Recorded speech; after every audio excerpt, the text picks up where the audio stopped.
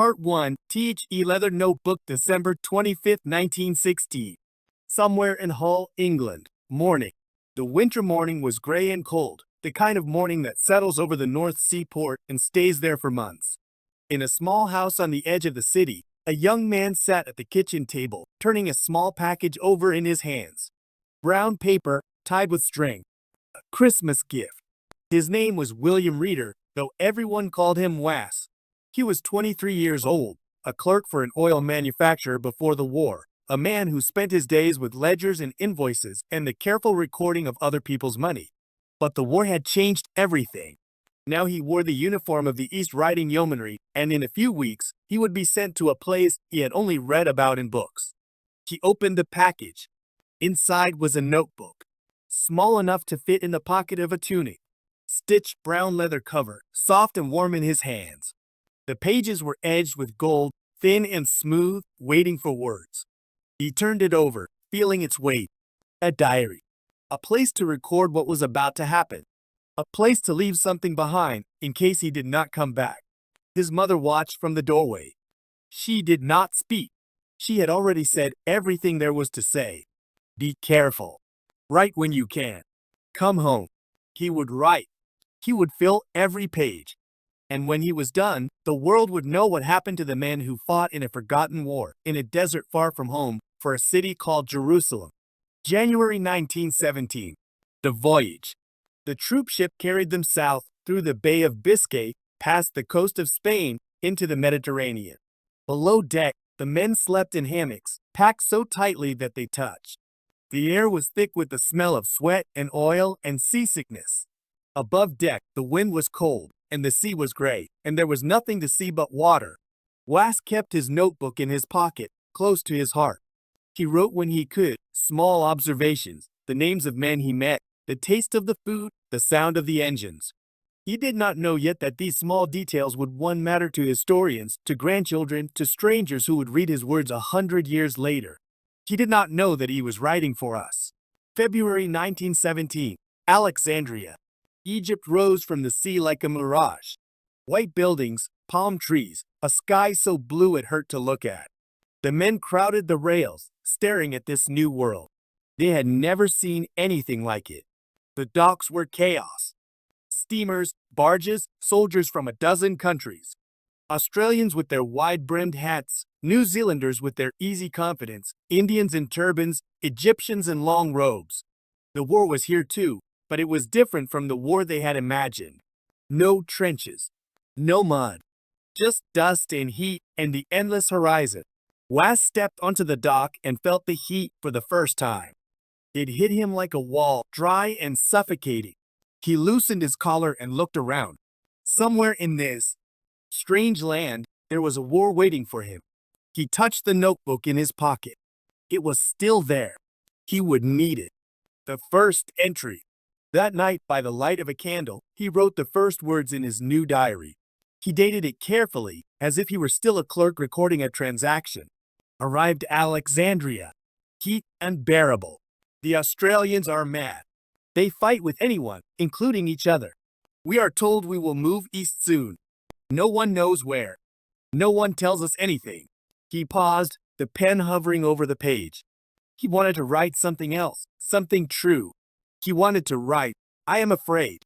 I do not want to die. But he did not write that. Soldiers did not write such things. Not then. Not in 1917. He closed the notebook and slipped it back into his pocket. Outside, the desert waited. And somewhere beyond the horizon, a city called Jerusalem called to him, though he did not know it yet. The diary today. The notebook survives. You can see it now in the collection of the York Museum's Trust. The leather cover is worn, the gilt edges faded, the page is filled with the careful shorthand of a young man who did not know he was writing for eternity. It is small, unremarkable, easy to miss among the other artifacts of war. But if you look closely, if you read the words, you can still hear his voice. The voice of Was Reeder, the soldier who did not want to die. The soldier who wrote it all down. Part 2. The Forgotten Front, February 1917. Somewhere in the Suez Canal zone. Evening. The sun set over the Sinai like a dying coal, painting the desert in shades of orange and purple that faded quickly to black. Was Reader sat on the ground beside his horse, the animal's warm flank pressed against his shoulder, sharing what little heat there was in the cold desert night. Around him, the men of the east riding yeomanry did the same, hundreds of small figures scattered across the sand, their campfires tiny pinpricks of light in the vast darkness. They had been here for weeks now. Egypt. A word that had meant nothing to Was a year ago, a place from Sunday school stories and exotic postcards, had become his entire world. The heat, the dust, the flies that covered everything, the endless sand that got into food and eyes and rifles, jamming the mechanisms, making every shot a gamble. The men talked in low voices. They talked about home, about food, about women, about the war that was happening somewhere else, in France, in the mud, in the trenches that everyone said were worse than anything here. They did not talk about what they were doing here because no one really knew. The canal. The Suez Canal was everything. It was the reason they were here, the reason Britain had sent thousands of men to this godforsaken desert, the reason the Turks had tried to cross it in 1915 and left 7,000 dead behind them. The canal connected Britain to India, to Australia, to New Zealand, to all the empire's wealth and power. If the Turks took it, the war would be lost. Along its banks, the remnants of that earlier fighting still remained. Was had seen them on patrol, barbed wire fences rusting in the sun, collapsed dugouts, trenches half filled with sand, wooden crosses marking where the Turks had buried their dead. Thousands of crosses, stretching along the waterway like a grim fence. 8,000 Turks, someone said, buried along the canal. Was did not know if that number was true. He only knew that the crosses were there, and that they reminded him of what happened to soldiers who fought in this place. The patrols. Every day, the patrols went out. Small groups of mounted men riding into the desert, watching for signs of the enemy. The Turks were still out there, somewhere beyond the horizon, with their German officers and their machine guns and their willingness to die for this barren land. They had withdrawn after the 1915 attack, but they had not gone far. They were waiting, watching, planning. Was rode with them sometimes. He had learned to read the desert, to see the subtle signs that meant danger, a camel track heading east, a cluster of Bedouin tents where none had been before, the glint of sunlight on metal far in the distance. He had learned to trust his horse, to feel its mood, to know when it sensed something he could not. In his pocket, the leather notebook waited. At night, by candlelight, he wrote. He wrote about the heat, the flies, the endless boredom of camp life. He wrote about the patrols, the moments of fear, the strange beauty of the desert at dawn. He wrote about the men he served with, their jokes, their complaints, their fears. He did not write about the possibility of death. That was not something soldiers wrote about. The other soldiers. The desert was full of them. Australians in their wide-brimmed hats, laughing and cursing and fighting with anyone who looked at them wrong. New Zealanders, quieter but just as tough. Indians in turbans, their dark faces impassive, their horses small and fast. French colonials from North Africa, Spahis in their flowing cloaks, riding as if they had been born in the saddle. Was watched them all, fascinated. He had never seen such a collection of men. They came from everywhere, spoke every language, worshipped every god. Yet they were all here, in this desert, for the same reason. To fight a war they did not understand, in a place they had never heard of, against an enemy they did not hate. He wrote about them in his notebook. He wanted to remember their faces, their voices, their strange accents. He wanted to remember that he had been part of something larger than himself. The waiting. The waiting was the hardest part. The desert stretched in every direction, empty and silent. The days were long and hot, the nights cold and dark. The food was bad, the water worse. Men got sick, recovered, got sick again. Some died of disease, of accidents, of the strange fevers that swept through the camps. No one talked about it. It was just part of the war. Was thought about home, about Hull, about the small house where his mother waited, about the office where he had worked, about the girl he had left behind. He wondered if he would ever see any of it again. He wondered if the war would ever end. He wondered if anyone back home even knew they were here, fighting in this forgotten place. In France, the newspapers said the great battles were being fought. Millions of men, thousands of guns, entire cities destroyed. Here, there was only the desert and the patrols and the waiting. The forgotten front. The war that no one remembered. But Wass remembered, and he wrote it down. February 17th, 1917. Somewhere east of the canal. That night, by the light of a candle stub, he wrote these words in his notebook. We hear rumors of a move. East, they say. Into the desert, towards something called Neckel. The Turks are there, a garrison of some kind, cut off from their army. We are to push them out, clear the way for something bigger. No one knows what comes after. No one ever knows. He closed the notebook and slipped it back into his pocket. Outside, the desert waited. And somewhere beyond the horizon, the first battle of his war was about to begin. Part 3, Tichy Glass, February 1917. The Sinai Desert. Somewhere between the canal and the frontier. The desert was not empty. That was the first thing Wass reader learned. It was full of things that wanted to kill you. The sun was the worst. It rose each morning like a furnace door opening, baking the sand until it was too hot to touch, sucking the moisture from your skin, your eyes, your mouth. The flies came with the sun, thousands of them, covering everything, the food, the horses, the faces of the men, crawling into ears and noses and mouths, impossible to escape. But there were other dangers too. The Turks were out there, somewhere beyond the horizon, with their German officers and their machine guns and their willingness to die for this barren land. They had been pushed back after their failed attack on the canal in 1915, but they had not gone far. They were waiting, watching, planning. And sometimes they struck. Wass rode with the patrols now.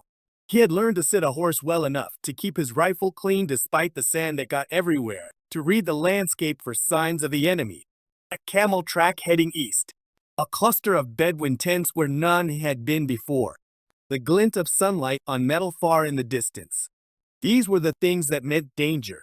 The Australians called it the glass eye. That constant watching, that endless scanning of the horizon, that never quite relaxing alertness that kept you alive in a country where death could come from anywhere at any time. They had a gift for it, those men from the sunburned continent. They had grown up in country like this, or something like it. They knew how to read the land. Wass watched them and learned. The Light Horsemen. The Australians were unlike anyone Wass had ever met. They were tall, lean, sunburned to the color of leather. They wore wide-brimmed hats turned up on one side, with emu plumes in the bands. They laughed loudly, swore constantly, and fought with anyone who looked at them wrong. They were the worst soldiers in the world, by every regulation and standard, and the best.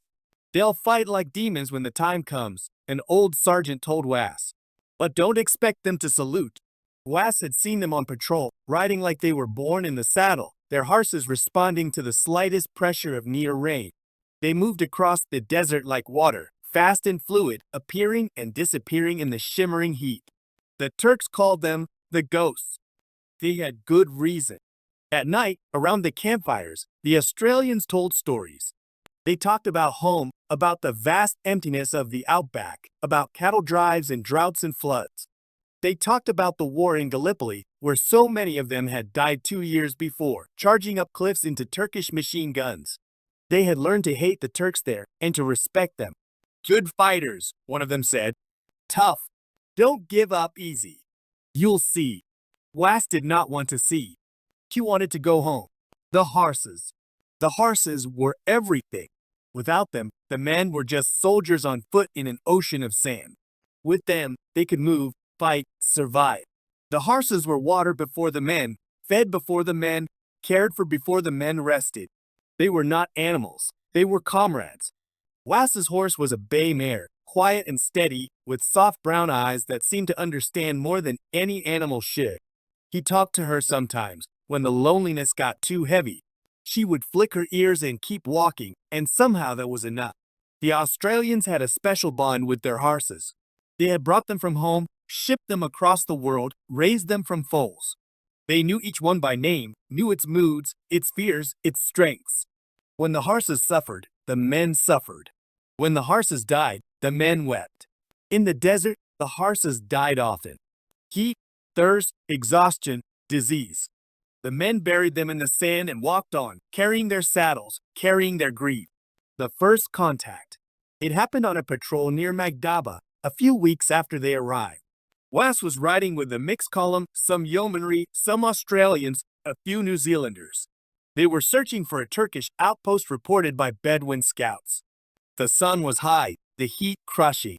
The horses moved slowly, heads down, tails swishing at the flies. Was was half asleep in the saddle, rocking with the motion of the mare, when the world exploded. Machine gun fire. From the left. From a low ridge that had been empty moments before. Was's horse reared, screaming. He grabbed for the reins, for the saddle, for anything. Shots cracked past his head. Men shouted. Horses fell. Then the Australians were moving, faster than thought, wheeling their horses toward the ridge, rifles appearing in their hands as if by magic. They rode straight at the guns, firing from the saddle, their hats streaming behind them, their faces set in grins that had nothing to do with happiness. The Turks broke. They always did, when the Australians charged. They were brave men, the Turks, but no one could stand against that. Was found himself still alive, still mounted, his heart pounding so hard he could feel it in his throat. He looked at the ridge, at the bodies scattered there, at the Australians already dismounting, already checking the dead for ammunition and documents. One of them caught his eye and grinned. Welcome to the war, mate. That night, by candlelight, Was wrote in his notebook. His hand shook. He had to stop several times to steady it. First real contact today. Ambush near Magdaba. Australians charged the guns. I did nothing, just sat on my horse like a fool while they did the fighting. The Turks had machine guns. German-made. The Australians don't care. They ride at anything. I don't know if that's courage or madness. He paused, then added, I am afraid. I am so afraid. But I will not write that. He closed the notebook and slipped it back into his pocket. Outside, the desert was silent. The Australians were singing somewhere, their voices carrying across the sand. They were singing about home. Was listened and wondered if he would ever see his own home again. Part 4, The 1st Gaza March 26, 1917, Palestine. The outskirts of Gaza. 5:30 a.m. The morning came wrapped in fog, thick and gray, rolling off the Mediterranean and hiding the land in a soft, muffling blanket. Was Reader sat on his horse, waiting, watching the mist swirl around the shapes of men and animals. He could hear them but not see them, the jingle of bridles, the stamp of hooves, the low murmur of voices speaking in a dozen accents. Australians, New Zealanders, Englishmen, Scots. All waiting. Somewhere ahead, hidden in the fog, lay Gaza. The ancient city, one of the oldest in the world, the place where Samson had pulled down the temple upon his enemies. Now it was held by the Turks, fortified, defended, waiting for them. The plan was simple in theory. Surround the city, cut it off from reinforcements, take it before the Turks could react. The mounted divisions, Australians and New Zealanders, would sweep around the north and east, blocking the roads. The infantry would attack from the south, breaching the defenses. By nightfall, Gaza would be in British hands. Was did not know the plan. Soldiers never knew the plan. They only knew their part: ride, wait, fight, die. The fog began to lift. 8 a.m. The advance. The infantry moved forward through the fields and orchards south of Gaza. They were the 52nd Lowland Division, Scots mostly, their kilts swinging as they advanced toward the Turkish trenches on the heights of Ali Muntar, the ridge that dominated the city. Behind them came the 54th East Anglian Division, English, country boys, farmers and laborers, carrying rifles that had been made in factories they would never see. The Turkish shells began to fall. They came with a shriek and a crash, throwing up fountains of earth and stone. Men disappeared in the explosions. Others kept walking, heads down, rifles at the port, stepping over the bodies of their comrades. Was watched from a distance, his horse shifting nervously beneath him. He was with the mounted scream, the men whose job was to stop Turkish reinforcements from reaching the city. For now, there were no reinforcements. There was only the sound of the guns, and the smoke rising from Ali Muntar, and the knowledge that men were dying up there. Noon. The Northern Road. The Australian Light Horse had done their job. They had ridden around the city, cut the roads, driven off the Turkish outposts. By midday, Gaza was surrounded. From the north, the Australians could see the minarets of the city, the white buildings, the sea beyond. It looked peaceful, almost inviting. Then the firing started. Turkish machine guns opened up from the city's northern defenses, sweeping the open ground. The Australians took cover in wadis, in orchards, behind anything that would stop a bullet. They could not advance. They could not retreat. They could only wait. Was, with his yeomanry unit, was further east, watching the roads that led from Beersheba. The scouts had reported movement, Turkish columns, marching north to relieve the garrison. They would arrive by nightfall, unless the infantry could take the city before then. The hours crawled. 4 p.m. Ali Muntar. The Scots reached the crest of Ali Muntar. The Turkish trenches, battered by artillery, were finally overrun. Men fought with bayonets, with rifle butts, with bare hands. The Turks gave ground slowly, fighting for every yard, their German officers shouting orders in a language the Scots could not understand.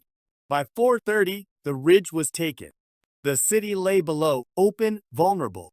The infantry began to push down the slopes, toward the streets of Gaza itself. Was heard the news from a passing dispatch rider. Gaza was falling. The Turks were breaking. By nightfall, it would be over. But the rider's face was grim. "They're calling us back," he said. "The general, he's worried about the reinforcements. Says we can't hold the city overnight. We're to withdraw." Was stared at him.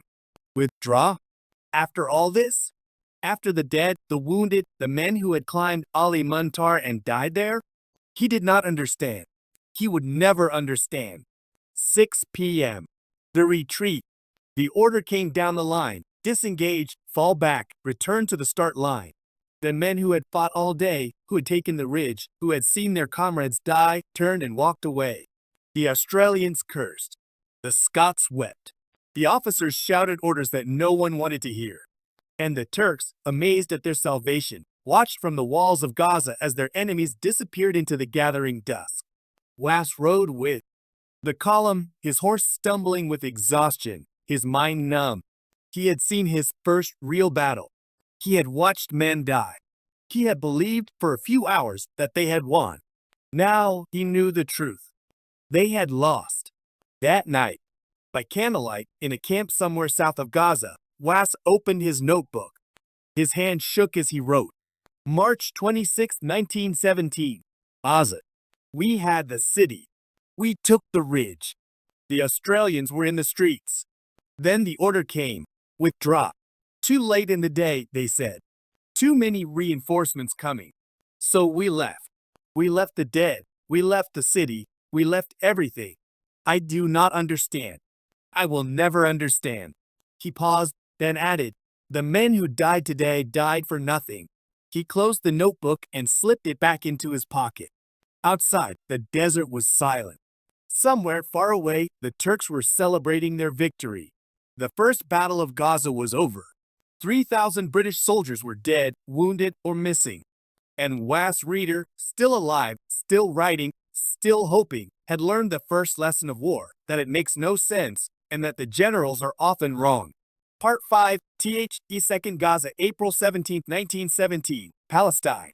The British camp south of Gaza. Dawn. The men had been waiting for 3 weeks. 3 weeks since the first battle, since they had taken Ali Muntar, since they had been ordered to withdraw from the gates of victory. 3 weeks of digging, of drilling, of listening to the officer's promise that next time would be different. Was Reader sat with his horse, watching the sky lighten over the desert. He had learned to read the signs by now, the way the birds fell silent before an attack, the way the men grew quiet, the way the air itself seemed to hold its breath. Today, the air was holding its breath. The second battle of Gaza was about to begin. This time, the generals had promised there would be no mistake. This time, they had everything they needed. More men, more guns, more shells. This time, they had something new, something that had never been used in this desert before. They had tanks. The tanks. 8 of them had arrived, shipped from England across the Mediterranean, unloaded at Port Said and hauled across the Sinai. They were Mark I tanks, the same machines that had crawled across the mud of the Somme, designed for the trenches of France, not the open sands of Palestine. They were slow, clumsy, unreliable. But to the men who had never seen them, they were monsters. Was watched one of them being unloaded from its transport. It sat on its flatbed like a great metal beetle, its tracks hanging loose, its guns pointing at nothing. The men gathered around it, staring. They had heard stories, whispers of machines that could crush barbed wire, that could walk through machine gun fire, that could not be stopped. Will it work? Someone asked. No one answered. The gas. There was something else new this time. Gas shells. 4,000 of them, loaded with a chemical that would choke the Turks in their trenches. They had been used in France, in the big battles, with terrible effect. Here, in the dry desert air, no one knew what they would do. The artillerymen prepared the shells, handling them carefully, afraid of leaks, of accidents, of the invisible death they carried. The men in the trenches watched and wondered if the wind would shift, if the gas would blow back on them, if they would die from their own weapons. Wass wrote in his notebook that night, "They have brought machines and gas. They say this time we cannot lose." I have heard that before. April 19, 1917. 5:30 a.m. The assault. The bombardment began at dawn. Hundreds of guns opened fire, their shells screaming toward the Turkish trenches on the heights above Gaza. The earth shook. The air filled with smoke and dust. For 3 hours, the guns fired without stopping, pouring thousands of shells into the Turkish positions. Then the infantry went forward. They advanced across the same ground they had crossed 3 weeks before, the same fields, the same orchards, the same slopes leading up to Ali Muntar. But this time, the Turks were ready. They had used the 3 weeks well, strengthening their trenches, digging new positions, bringing up more machine guns. The machine guns opened fire. Men fell and rose. The survivors kept walking, heads down, rifles at the port, stepping over the bodies of their comrades. The tanks, lumbering behind them, struggled in the soft sand. One broke down. Another threw a track. A third was hit by artillery and burst into flames. The gas shells, fired in the opening barrage, had done little.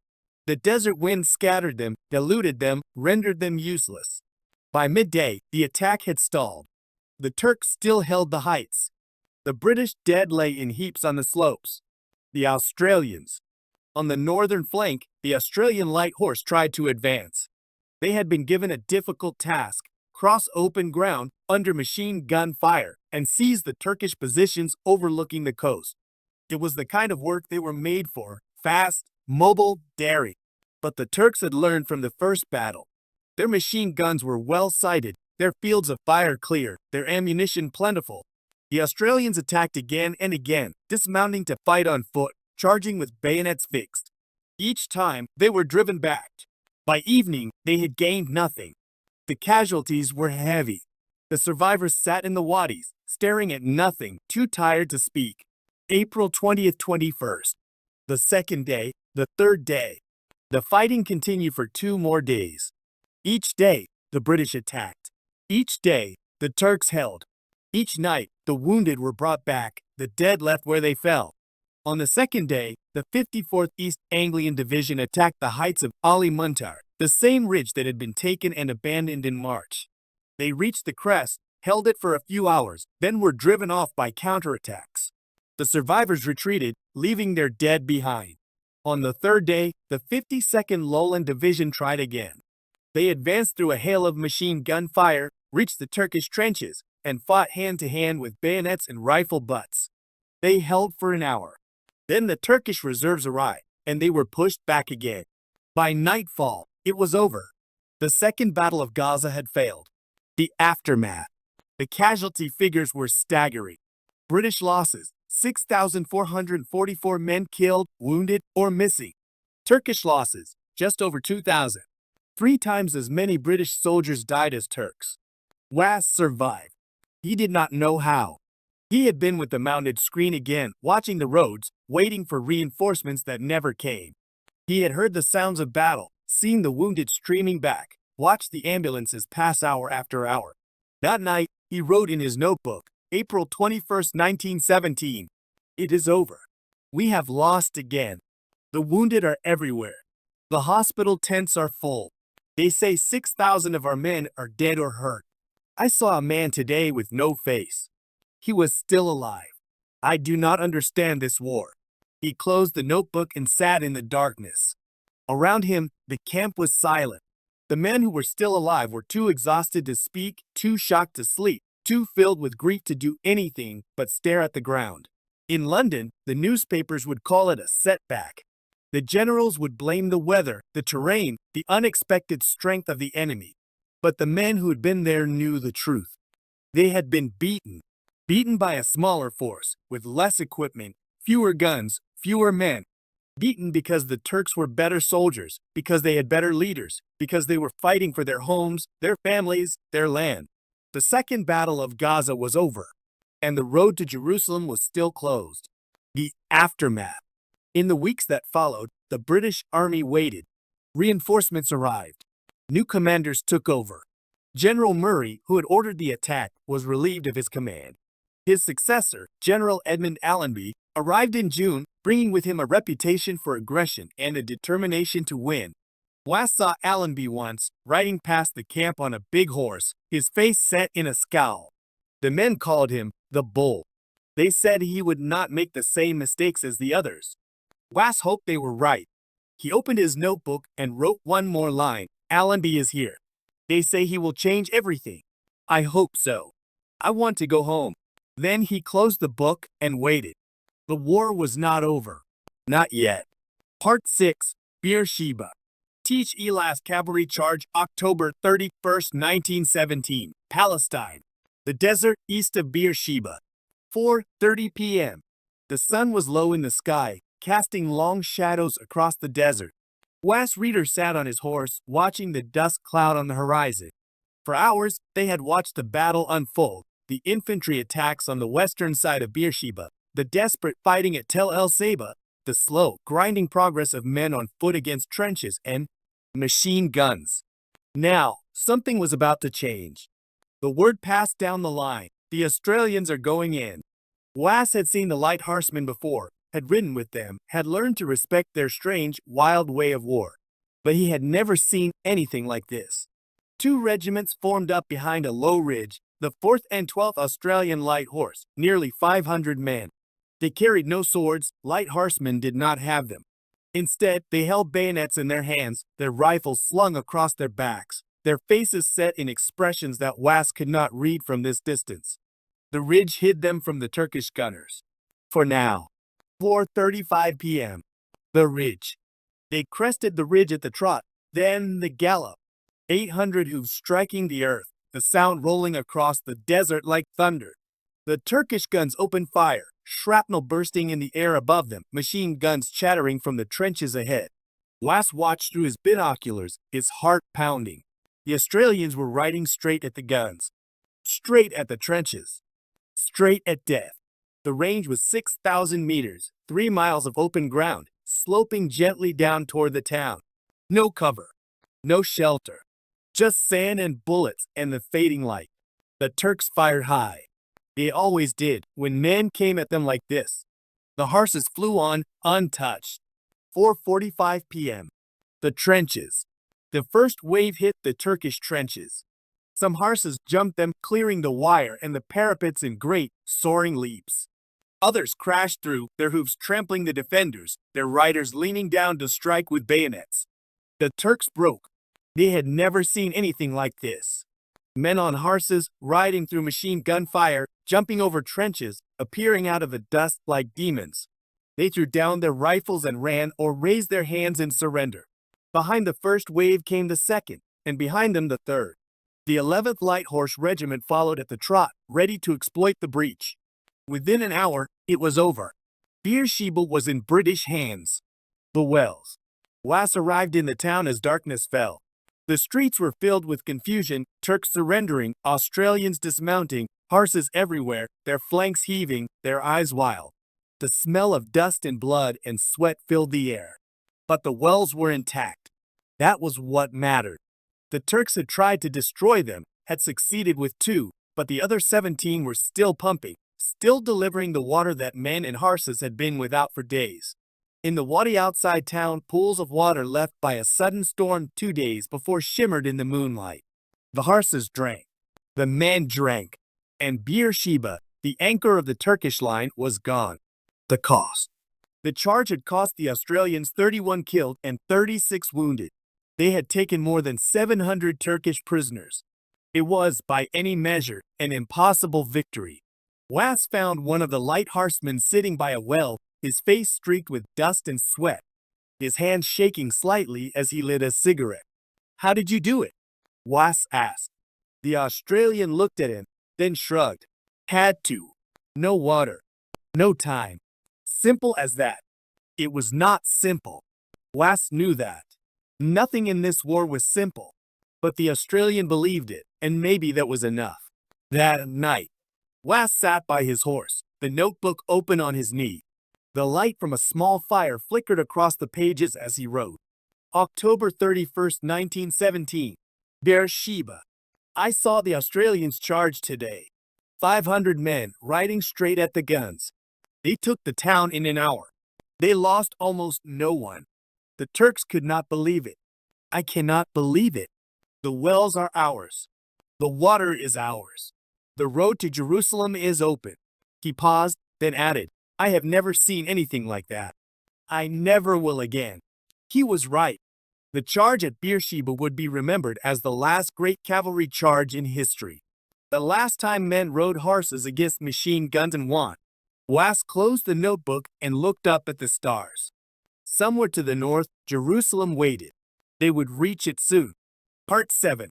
TE Road to Jerusalem, November 1917. Palestine. The Hebron Road. Dawn. The road wound through the hills like a pale scar, climbing and falling with the contours of the land. Was reader's horse picked its way carefully over the stones, its hooves striking sparks in the gray light. Behind them, strung out along the road for miles, came the column, horses, men, wagons, guns. The whole machinery of war, moving slowly north. Beersheba was behind him now. The wells, the charge, the Turkish prisoners, all fading into memory. Ahead lay something that men had dreamed of for centuries. Jerusalem. The Turks were retreating in chaos. Their line, anchored on Beersheba and Gaza, had collapsed like a house of cards. Now they fled north, toward Jerusalem, toward the hills, toward the last desperate stand they could make. The British followed, pushing hard, not giving them time to regroup. Was had never seen country like this. The desert was behind them. Here, the land rose and fell in brown hills, their slopes dotted with olive trees and stone terraces built by farmers 1,000 years ago. Villages clung to the hillsides, their white buildings gleaming in the morning light. And everywhere, on every hilltop, the ruins of ancient fortresses watched over the valleys like silent witnesses. They were riding through the pages of the Bible, and they did not even know it. The Hebron Road. November 8, 1917. A photograph taken somewhere on this road shows men resting after the battle. They sit by the roadside, their faces drawn with exhaustion, their eyes staring at nothing. The caption reads, Weary after battle. Hebron Road. November 1917. After the taking of Beersheba, Was might have been one of those men. He had the same look now, the hollow eyes, the slack mouth, the 1,000-yard stare that came from seeing too much. He had watched the Australians charge at Beersheba. He had seen the Turkish prisoners, their faces blank with shock. He had ridden through the abandoned trenches, past the dead, past the wreckage of war. Now he sat by the roadside, his horse grazing on a patch of sparse grass, and tried to remember why any of this mattered. The hills. The hills grew steeper as they approached Jerusalem. The road twisted and turned, climbing through narrow passes where a handful of men could have held up an army. But the Turks were too disorganized, too beaten, to make a stand. Here and there, they left small rear guards, a machine gun in a cave, a sniper in an olive grove, but nothing that could stop the advance. Was saw the first signs of the Turkish retreat, abandoned equipment, dead horses, the graves of men buried hastily by the roadside. In one wadi, they passed a Turkish field hospital, its tents still standing, its wounded men lying in rows, waiting for someone to care for them. The British medical officers took over, doing what they could with limited supplies. An Australian Light Horseman rode past, glanced at the wounded, and spat in the dust. Should have thought of that before they started this war, he said. Was said nothing. He looked at the Turkish wounded, at their dark faces, their bandaged limbs, their eyes that held the same fear he had seen in 100 British eyes. They were the enemy, but they were also men. He wrote about it that night. November 15, 1917, Jaffa. The port city fell without a fight. The Turks had abandoned it, withdrawing into the hills, leaving behind warehouses full of supplies, railway cars full of ammunition, and a population that did not know whether to cheer or hide. Was walked through the streets of Jaffa, his boots strange on stone pavements after months of sand. The city was old, ancient, its buildings crumbling with age. The people watched from doorways, their faces unreadable. Children ran after the soldiers, begging for food, for cigarettes, for anything. A photographer from the Australian Light Horsemen ambulance was there, capturing the scenes: the northern beach, the fountain outside Jaffa, the quay and landing stages, the Jewish school, the ruins of Simon the tanner's house. Was saw him at work and wondered if anyone back home would ever see these images, would ever know what this place looked like, would ever understand what they had done here. The railway. They advanced along the railway line now, the tracks that the Germans had built to carry supplies to their Turkish allies. The line ran from Jaffa up into the hills, toward Jerusalem, climbing through tunnels and over bridges that the Turks had tried to destroy. Was's unit was assigned to guard the railway, to prevent sabotage, to keep the line open for supplies. It was boring work, but it kept them out of the fighting. For that, he was grateful. At Lydda, they found the railway workshops intact. Engines sat on the tracks, cold and silent, their fires dead. The Turks had fled so quickly that they had left everything behind: tools, spare parts, even a train loaded with ammunition, waiting to be moved. A New Zealand officer posed for a photograph beside one of the engines, his hand resting on the cow catcher, a grin on his face. The photograph would end up in an album somewhere, a record of the moment when the railway that had served the enemy became the railway that would supply the advance. November 17th, 1917. The hills above Jerusalem. They were close now. From the ridges, they could see the city in the distance, the walls, the towers, the dome of the rock gleaming in the afternoon sun. It looked like a dream, like something from a storybook, not like a real place where real people lived and died. The Turks had pulled back to a final defensive line, running through the hills north and east of the city. They would make a stand there, the scouts said. They would not give up Jerusalem without a fight. Was looked at the city and thought of all the things he had heard about it. The place where Jesus had walked, the place where David had ruled, the place where prophets had preached and kings had fought and empires had risen and fallen. And now, here he was, a clerk from Hull, sitting on a horse in the Judean hills, about to take it. He took out his notebook and wrote, November 17th, 1917. From the ridge, we saw Jerusalem. It lies on its hills like a jewel. The Turks are dug in around it. We will attack soon. I do not know if I will live to see the inside of the city. But I have seen it from here, and that is something. He closed the notebook and looked up. The sun was setting behind the city, painting the sky in shades of gold and red. Jerusalem waited, and Was reader, soldier of the king, clerk from Hull, keeper of a leather notebook, rode toward it. Part 8, Jerusalem, December 9th, 1917, December 8th, 1917. The hills outside Jerusalem, night. The night was cold and clear. Was reader sat with his back against a rock, staring at the lights of the city in the distance. Jerusalem. For weeks, it had been the goal, the prize, the thing they had fought for. Now it lay before them, silent and dark, waiting. The Turks had gone. During the night, their columns had slipped away, withdrawing through the narrow streets and out the northern gates, leaving the city undefended. The scouts reported that the roads north were choked with retreating soldiers, abandoned equipment, fleeing civilians. The Ottoman Empire, which had ruled Jerusalem for 400 years, was leaving in the dark. Was felt nothing. No triumph, no joy, no sense of history. Only exhaustion and cold and the strange emptiness that comes after fighting. Somewhere in the city, the mayor and his council were meeting, trying to decide what to do. They had no army, no defense, no hope. They would have to surrender. But to whom? December 9th, 1917. The lift to Jerusalem Road, early morning. The story would be told many times, in many ways, until it became legend. But this is what happened. 2. British soldiers were walking up the road from the village of Lifta.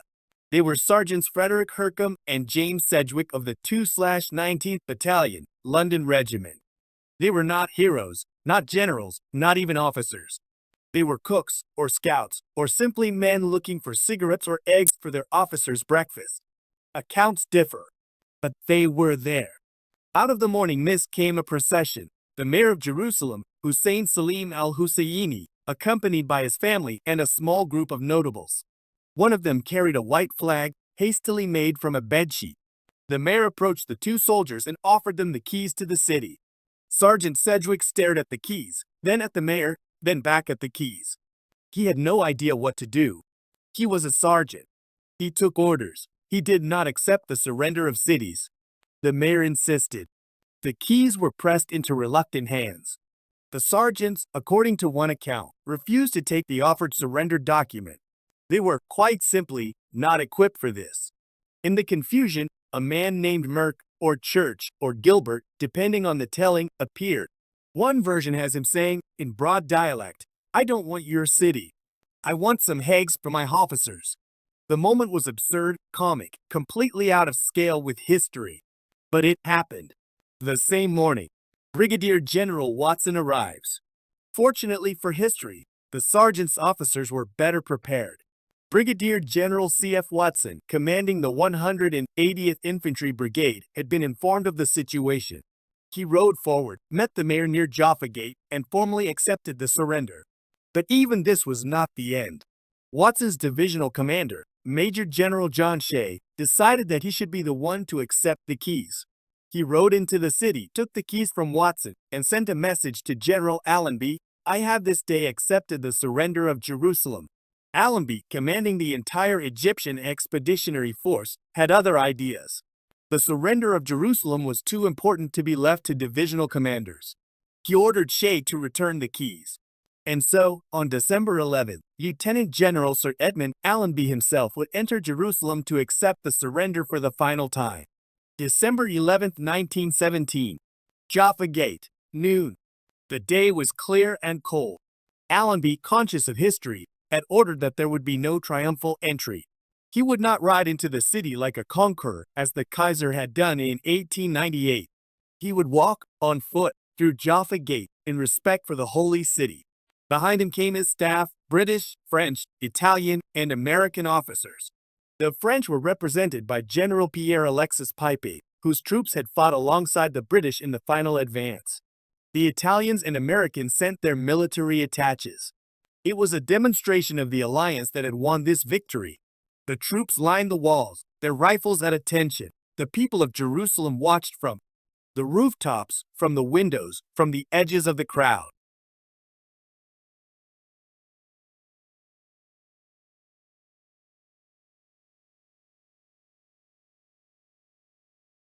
They saw a tall man in a simple uniform, walking slowly, his face expressionless, his eyes taking in everything. At the citadel, near the Tower of David, Allenby stopped. A proclamation was read in 7 languages: English, Arabic, Hebrew, French, Italian, Greek, and Russian, declaring martial law and guaranteeing the safety of all holy places. "I have received the surrender of Jerusalem from the hands of the Turkish governor," the proclamation began. Was was not there. He was still in the hills, with his unit, waiting for orders. But he heard the news, passed from man to man, written on scraps of paper, shouted across the wadis. Jerusalem had fallen. They had won. That night, somewhere in the Judean hills, Was sat by a small fire, his notebook open on his knee. The flames flickered, casting shadows across the page. He wrote slowly, carefully, as if the words themselves were precious. December 11th, 1917. Jerusalem is ours. Allenby entered today on foot. They say he walked through Jaffa Gate like a pilgrim, not a conqueror. The Turks are gone. The city is ours. I did not see it. I was here in the hills watching the lights. But I have seen it from a distance, and that is enough. For 2,000 years, men have dreamed of this. And now we have done it. I wonder what it means. I wonder if it means anything at all. The war is not over. There is still fighting to come. But tonight, for one night, we have won. Jerusalem, the holy city. We are here. He closed the notebook and looked up at the stars. The same stars that had shone over Jerusalem for thousands of years, watching empires rise and fall, watching armies come and go. Now he was here, part of that long history. A soldier from Hull. A clerk with a notebook. A man who had walked where prophets walked and lived to write about it. Epilogue. The mayor. There is a postscript to this story. Hussein Salim al-Husseini, the mayor who had walked out to surrender his city, caught pneumonia standing in the cold while waiting for someone to accept the keys. He died 2 weeks later. His name is not forgotten. In the photographs of that day, he stands at the center, a walking stick in his hand, his face dignified, his eyes tired. He had done what he had to do, and it killed him. History does not always reward its actors, but it remembers them. Part 9. The Balfour Declaration, November 2, 1917, London. The Foreign Office. Morning. On the same day that Australian Light Horsemen were preparing for their charge at Beersheba, in a quiet office overlooking St. James Park, a different kind of battle was being fought.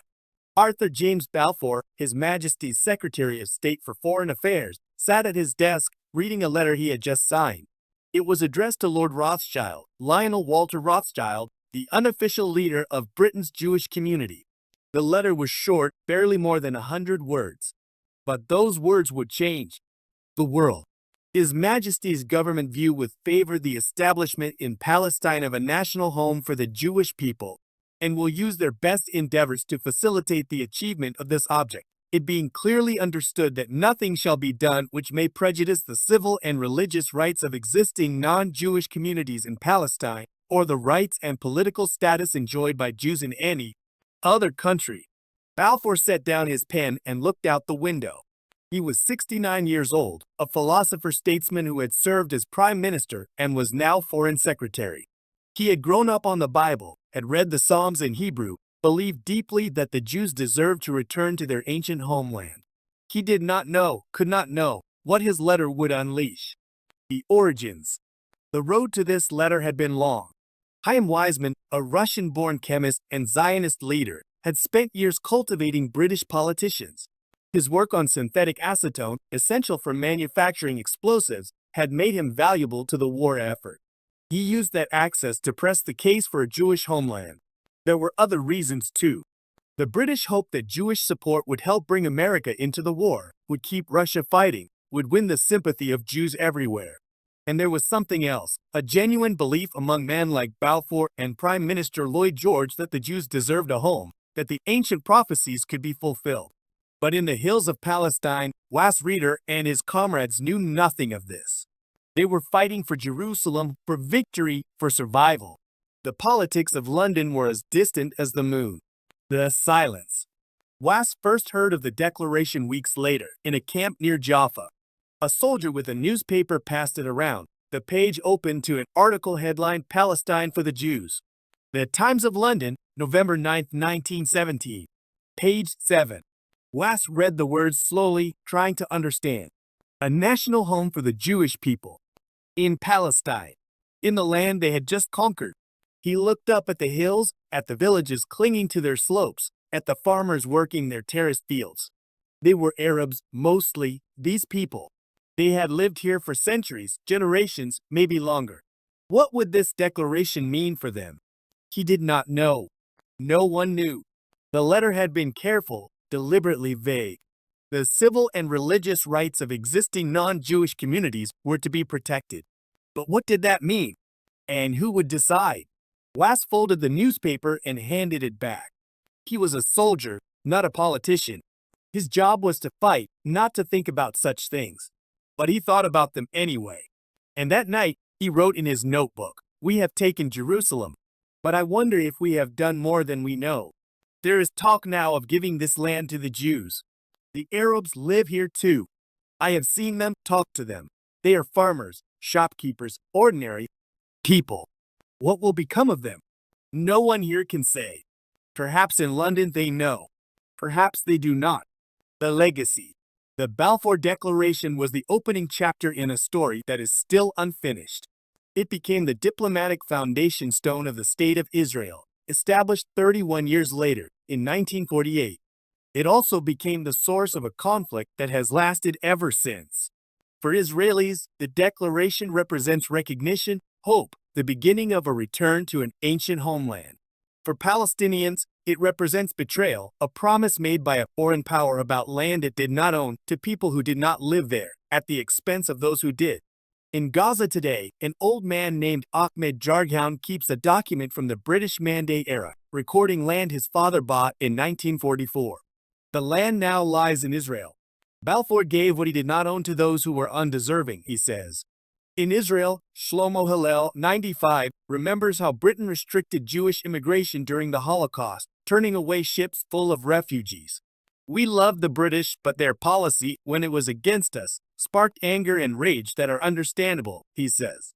The letter that Balfour signed in November 1917 set all of this in motion.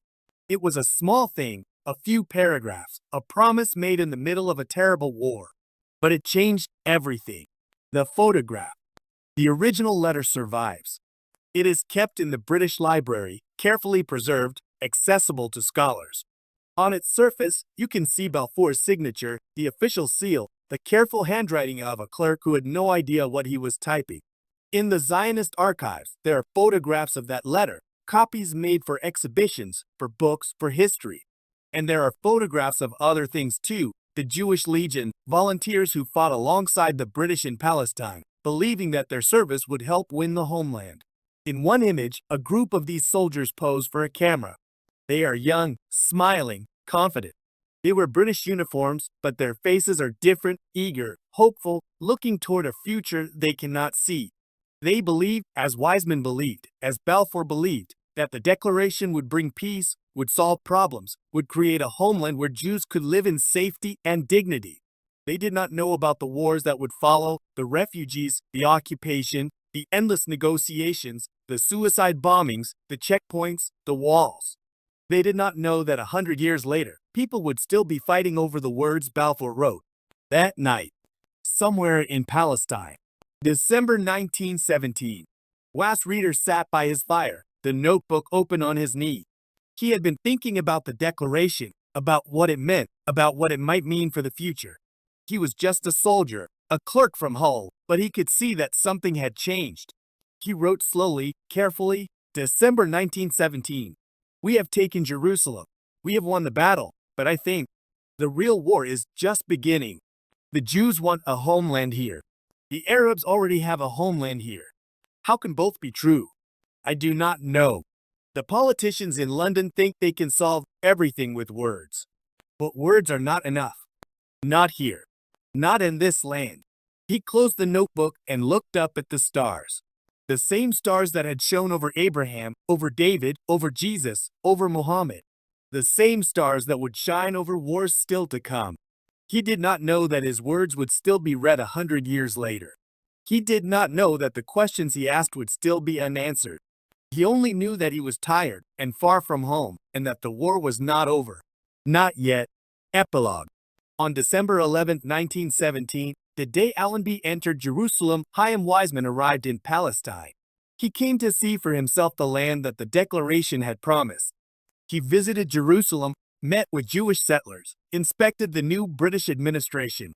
He wrote later, the Balfour Declaration was the opening chapter in a still unfinished story. He was right. More than a century later, the story is still unfinished. The questions Wass asked around his campfire are still being asked. The conflict he glimpsed, like a shadow on the horizon, has become the defining struggle of the modern Middle East. All because of a letter written in a quiet office on a November morning in 1917. Part 10. THE last entry November 11, 1918. Somewhere in Palestine. Evening. The news came by telegraph, passed from unit to unit, shouted across camps, written on scraps of paper. The war was over. In a railway carriage in France, the generals had signed the papers. At 11 o'clock this morning, the guns fell silent on the Western Front. And here, in the desert, the long nightmare ended. Was Reader sat on his cot, the leather notebook open in his hands. He had carried it for 2 years now, across Egypt, across Sinai, across Palestine. It had been with him in the battles, in the hospitals, in the quiet moments between. It had recorded his fear, his boredom, his hope, his despair. He turned to a fresh page and wrote, Monday, November 11, 1918. Peace at last. Everybody here went mad last night, and the air was simply full of fairy lights, rockets, etc. from 18.00 to 24.00. 2 years of war, reduced to 2 lines. Peace at last. He closed the notebook and sat in the darkness. Around him, the camp celebrated. Men who had fought together, bled together, watched each other die, now laughed and sang and fired their rifles into the air. Was did not join them. He sat alone, thinking of the ones who would not celebrate, the ones whose names he had written in these pages, and the thousands more whose names he never knew. The return. Was shipped home in early 1919. The journey took weeks, through the Mediterranean, across the Bay of Biscay, to an England that had changed while he was gone. He was 25 years old, a veteran of battles most people had never heard of in a country they could not imagine. He carried the notebook in his pocket as he had throughout the war. It was worn now, the leather cover softened by years of handling, the pages filled with his careful shorthand. He had written in it almost every day. It was his memory, his witness, his proof that he had been there. Back in Hull, he tried to return to ordinary life. He worked, married, raised a family. He did not talk about the war. Most men did not. The experiences were too strange, too distant from the quiet streets of England. The desert, the horses, the charge at Beersheba, the hospitals, the nurses, the bodies washed ashore, these belonged to another world. He put the notebook away, in a drawer, in a box, forgotten. The discovery. For nearly a century, the notebook lay hidden. Was Reader died in 1966, his war stories untold. The diary passed to his family, who did not know what to make of it. The pages were covered in symbols they could not read, shorthand, a language lost to time. Then, in 2014, the notebook was discovered in a box at the York Castle Museum. Curators realized what they had, a first-hand account of the Palestine campaign, written by a man who had been there, preserved for 100 years. But there was a problem. No one could read it. The decoding. The museum issued an appeal.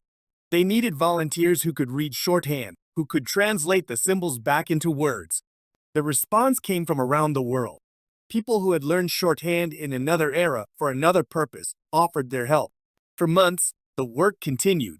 Page by page, entry by entry, Was Reader's voice returned from the dead.